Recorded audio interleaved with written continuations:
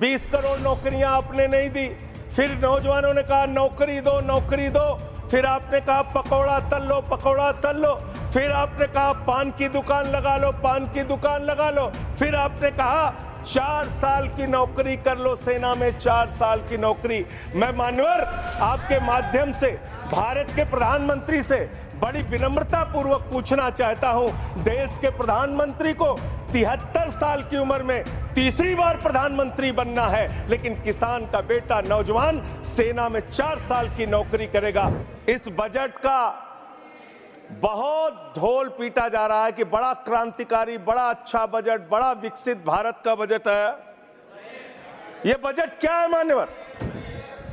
पूरे देश को पता चलना चाहिए कि भारत माता की सेना रक्षा के लिए जो बजट आता है, उस बजट में कटौती करने का काम किया गया।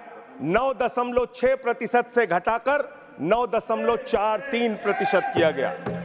भारत का अन्नदाता किसान जो अपने खून पसीने से देश को चलाने का काम करता है मान्यवर, उसका बजट, कृषि का बजट 3.2% से घटाकर 3.15% किया गया।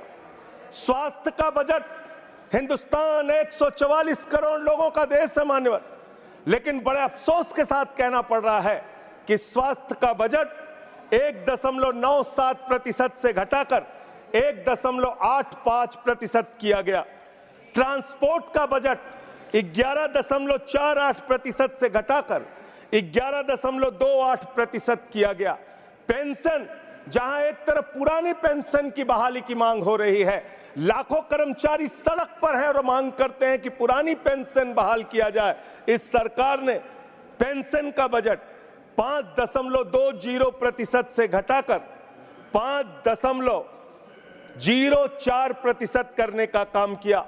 एनर्जी का बजट 2.10% से घटाकर 1.42% करने का काम किया। वैज्ञानिक विभाग का बजट 0.7% से घटाकर 0.6% करने का काम किया।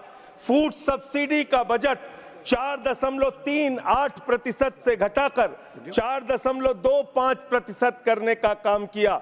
नॉर्थ ईस्ट के विकास का बजट, मणिपुर की तो चर्चा आपने नहीं की, लेकिन नॉर्थ ईस्ट के विकास का बजट आपने 0.13% से घटाकर 0.12% करने का काम किया।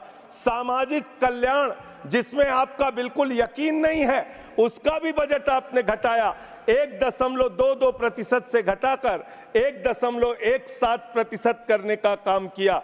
आपने फर्टिलाइजर का, खाद का बजट 3.88 से घटाकर 3.4% करने का काम किया और फूड सब्सिडी आपने घटाने का काम किया। यह है आपके विकसित भारत के खोखले बजट की सच्चाई। हर वर्ग को आपने चोट पहुंचाने का काम किया मान्यवर। आप कहते हैं आप दुनिया की 5वीं बड़ी अर्थव्यवस्था है, 5वीं बड़ी अर्थव्यवस्था है। अरे ये तो सच्चाई बताइए कि ये 5वीं बड़ी अर्थव्यवस्था किसके लिए है? आपने चंद पूंजीपतियों का 16 लाख करोड़ रुपए माफ किया। ये इस देश की सच्चाई है। आपने 16 लाख करोड़ रुपए पूंजीपतियों का माफ किया। आपने 14 देश के प्रधानमंत्रियों ने जितना कर्जा लिया, उससे दोगुना कर्जा अकेले आपकी सरकार ने लिया। आपने 150 लाख करोड़ रुपए कर्जा लेने का काम किया, देश को कर्ज में डुबाने का काम किया। मान्यवर, मैं बताना चाहता हूं इस सरकार से किन किन वर्गों को उम्मीद थी। इस सरकार से उम्मीद थी देश के अन्नदाता किसानों को कि आप एमएसपी दोगुना करेंगे।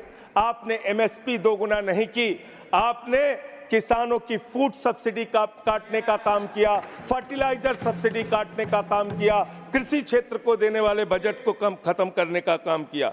बेरोजगारों को उम्मीद थी, 10 साल में आपने कहा था मान्यवर 20 करोड़ नौकरियां देंगे, 20 करोड़ नौकरियां आपने नहीं दी। फिर नौजवानों ने कहा नौकरी दो, नौकरी दो। फिर आपने कहा पकौड़ा तल लो, पकौड़ा तल लो। फिर आपने कहा पान की दुकान लगा लो, पान की दुकान लगा लो। फिर आपने कहा 4 साल की नौकरी कर लो सेना में, 4 साल की नौकरी।